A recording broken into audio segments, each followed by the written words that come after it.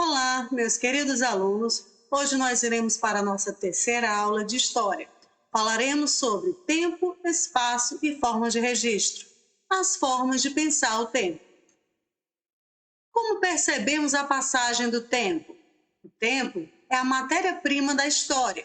Nós podemos perceber o tempo através de nossas vivências. Hoje nós estamos no presente, vivenciamos o presente. Mas muitos povos que viveram no passado também vivenciaram esse tempo. Nós podemos entendê-lo como algo que passa, mas que deixa as suas marcas em cada geração, em cada povo. Nós sentimos o tempo de forma diferente. Quando estamos alegres, nós sentimos o tempo passar mais rápido.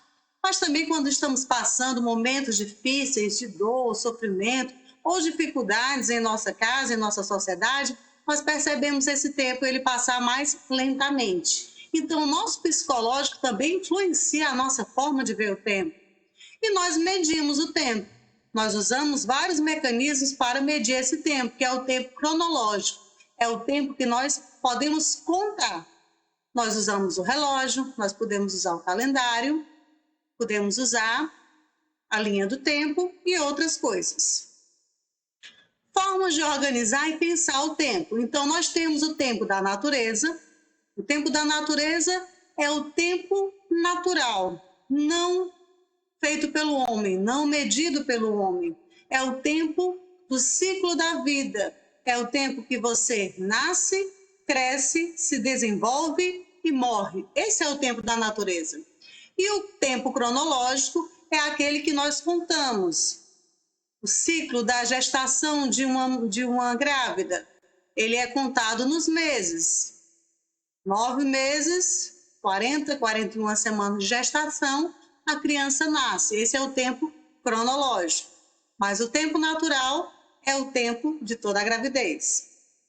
Vamos aqui. O tempo da natureza através da observação. Se você observar uma plantinha, aqui uma semente de feijão plantada, você planta, passa uma semana, ela começa a brotar. Vai crescendo, crescendo, crescendo, crescendo. Esse é o tempo que nós podemos observar olhando a natureza.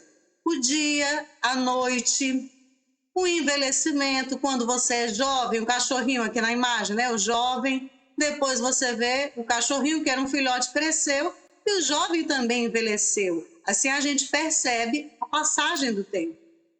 E também nos objetos, através da modernidade. Objetos que eram antigos, como essa bicicleta, e essa outra que é uma bicicleta moderna. E existe o tempo cronológico.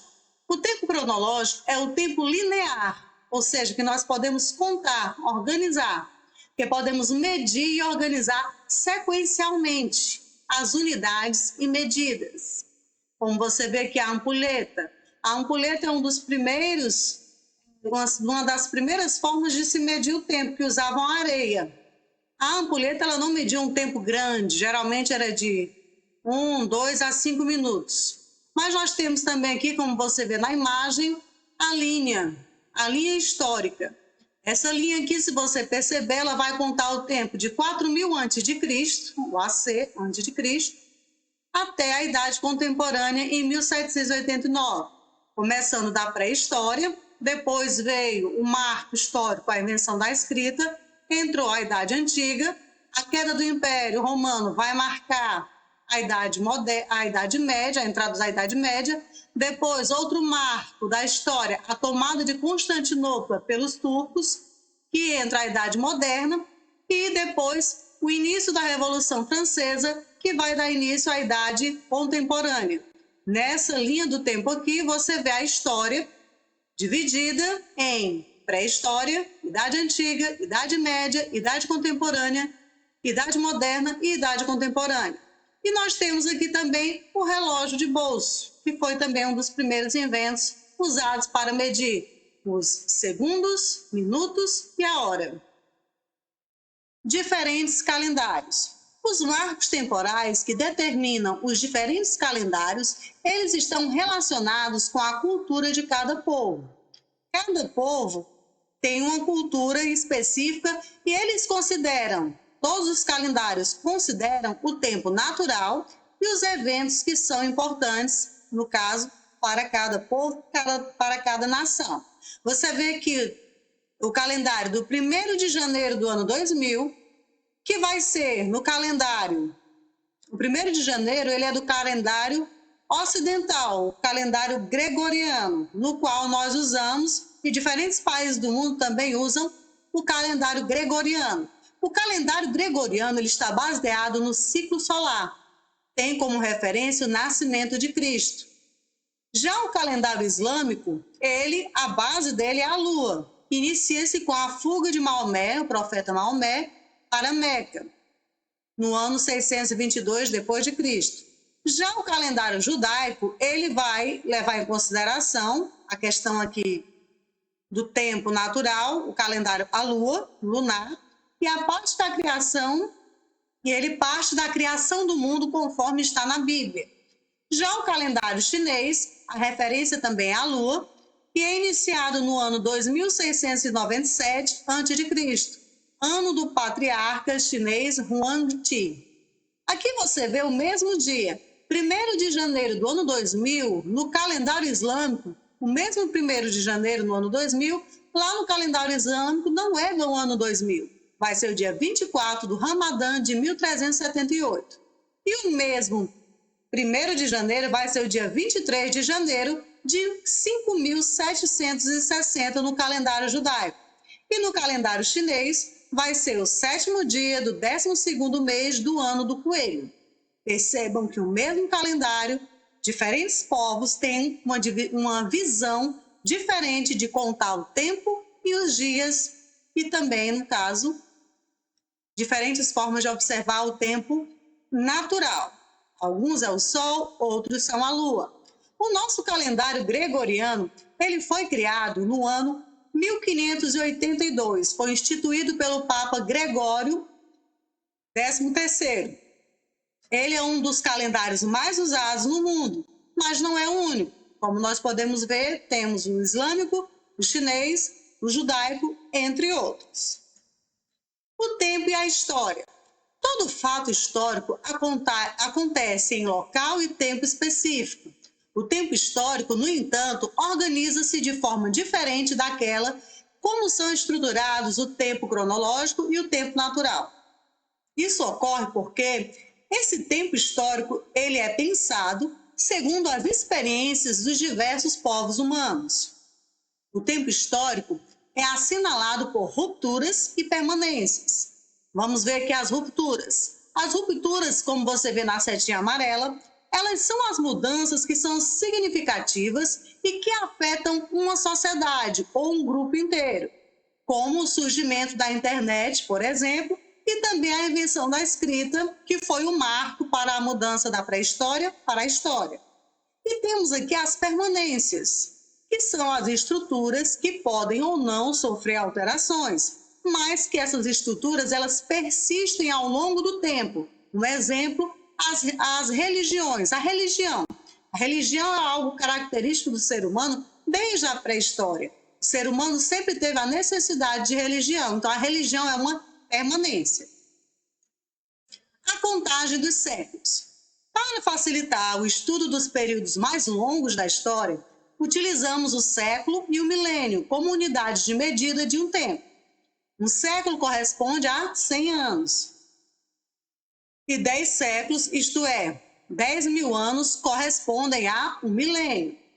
É comum adotar algarismos romanos para representar os séculos numericamente, como vocês estão vendo aqui as letras I, V, X, L, C e D.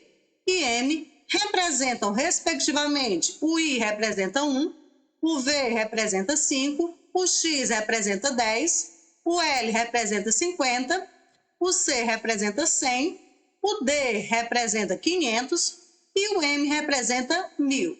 No dia a dia, nós observamos essa utilização em vários locais, em relógios, nos livros, na marcação dos séculos, que sempre são usados os algarismos romanos, e existe também relógio de pulso que usa os algarismos romanos para contar as horas. O século I corresponde ao período que vai do ano 1 até o ano 100, e o século seguinte é o século 101, até 200. O século 3 começa em 201 e termina em 300, no ano 300 e assim por diante. Para descobrir qual século esse ano pertence, utilizam-se as seguintes regras. Preste atenção para que você aprenda e resolva com facilidade a nossa atividade. Como nós vamos contar os séculos? Como você vai transformar um ano em século? Usando essas duas regrinhas. Quando você tem um ano, aqui observe nesse quadrinho aqui do cursor, o ano 300, você quer saber a que século pertence o ano 300 depois de Cristo. Então, você pega, quando esse ano termina em 00, você tem essa regrinha simples, você corta os 2 zeros e o que sobra é o século, bem fácil. Aqui, ó, ano 300, então você cortou os 2 zeros, o que sobrou você coloca século 3. A pessoa quer saber quem nasceu no ano 1800. Essa pessoa nasceu em qual século? Basta o quê? Cortar os 2 últimos algarismos, no caso 00, e o que sobrou vai ser o século. Mas se esse ano for diferente, se fosse 1813, já é outra regra, porque 1813 é diferente de 0. Quando você tem 2 números, os 2 últimos números são diferentes de 0, 1813. O 13 é diferente de 0. Eu corto, vai ser o que século e acrescento mais 1.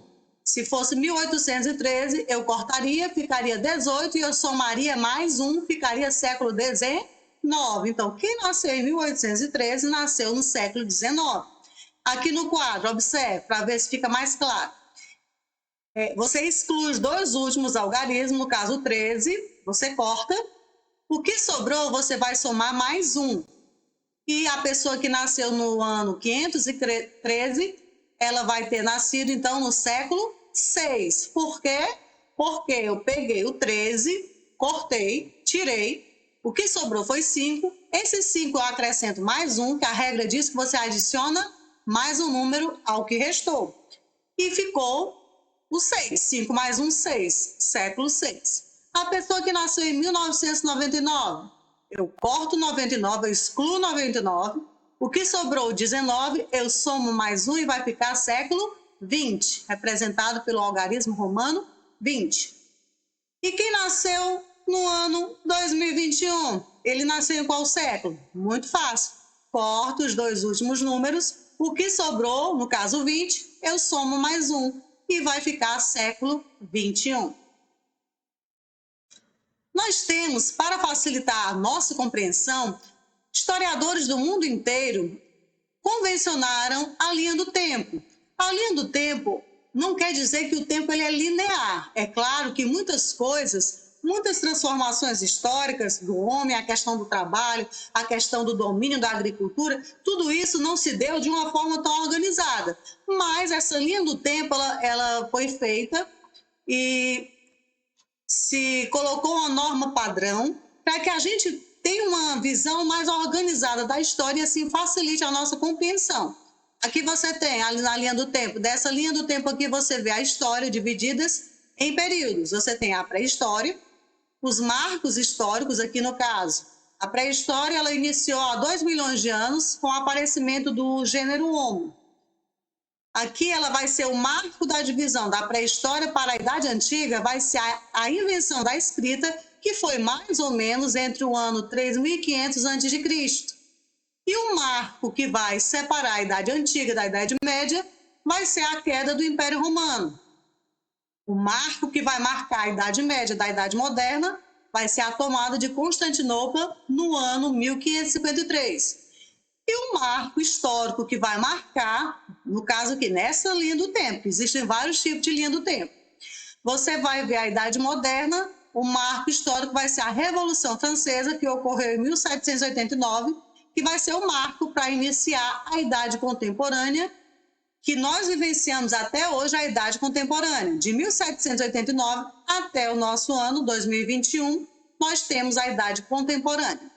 Aqui lembrando que o nosso calendário é o calendário gregoriano e o marco dele vai ser para o ano 1, vai ser o nascimento de Cristo. É claro que nós sabemos, e já tem várias pesquisas e descobertas arqueológicas, que Cristo, Jesus Cristo, que nós conhecemos da Bíblia, ele não nasceu exatamente no ano 1. Historicamente, arqueologicamente, ele nasceu, Jesus Cristo, mais ou menos no século 5 ou 6, antes desse marco aqui do ano 1 do seu nascimento. Foi 5 ou 6 anos antes do ano 1. Aqui você vê essa outra linha do tempo, com ilustrações diferentes, mas que usa também o mesmo marco, que é o ano 1.